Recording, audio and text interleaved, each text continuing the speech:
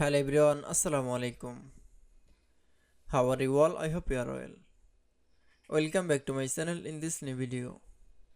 Today's video, how to paragraph spacing in Microsoft Word. So get started.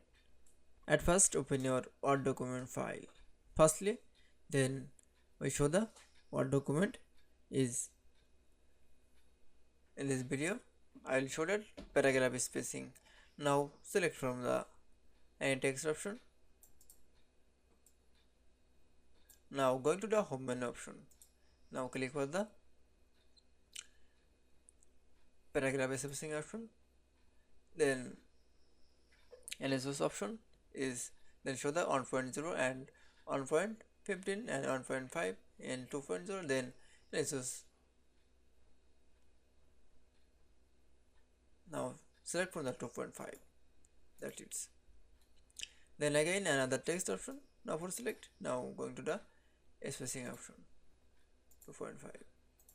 Then again for text, select for text. Now apply from the same process option. That's it.